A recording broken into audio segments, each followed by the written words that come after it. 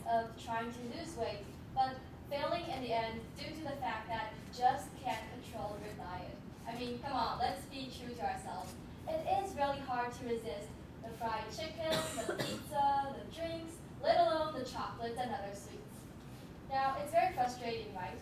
But for people who face obesity, this could be a huge problem. How would you feel if I told you by some magical words we could help them solve this problem? The solution I'm talking about is the implantation of false memories.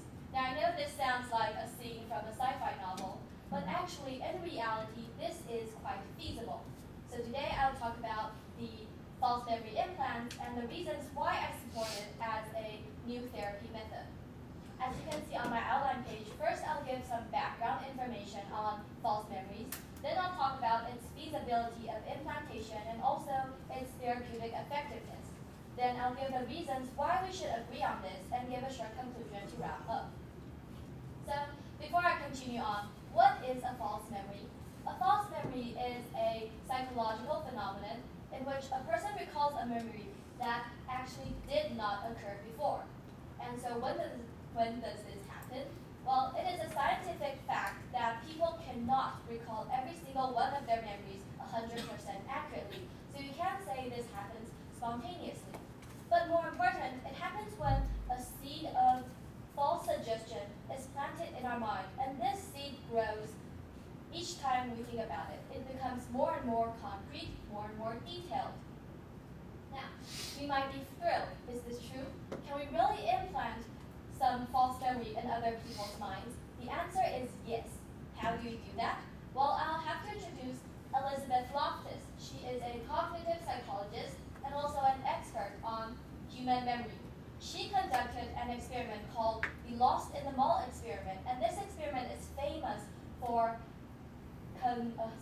showing that it is feasible for implanting false memories in other people's minds. In this experiment, Loftus and her team members consulted with their participants, families, and friends to make sure that these participants did not have the experience of getting lost in the mall as a kid. But when they had an interview with these participants, the researchers told the participants, oh, so we've been talking to your mom, and your mom told us that when you were at the age of 6, you got lost in the mall, and in the end, an old woman helped you. Do you remember that? Surprisingly, people would answer yes, and start to talk about this incident that actually never happened before. And so this experiment is crucial to the research field of human memory, and it also confirms that it is possible for implanting an entirely false memory. Now, the other question would be, is this implantation therapeutically effective? The answer is also yes.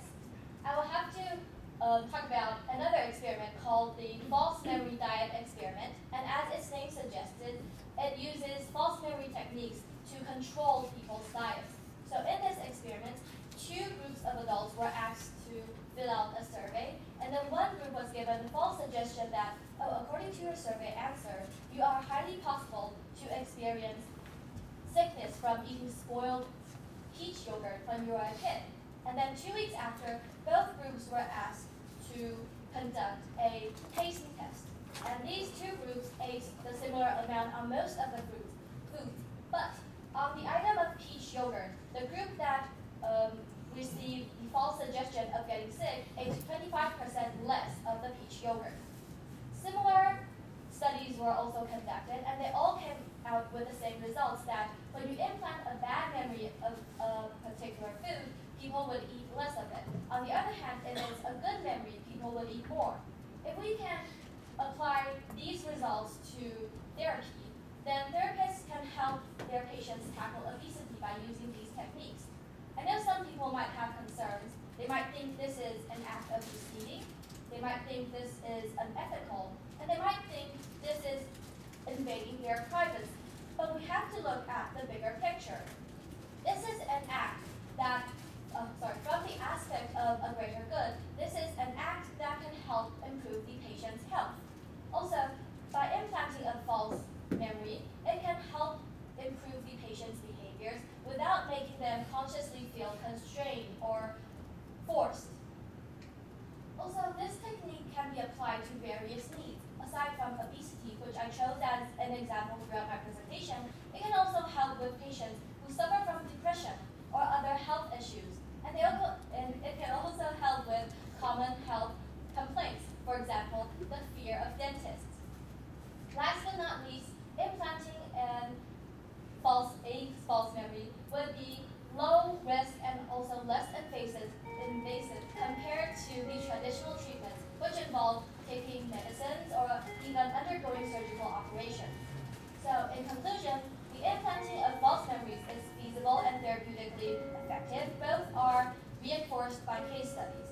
And I know some people still feel uncertain about the concept of implanting a false memory in your mind, but from the aspect of greater good, it can bring great benefits. So I think we should embrace it as a possible new therapy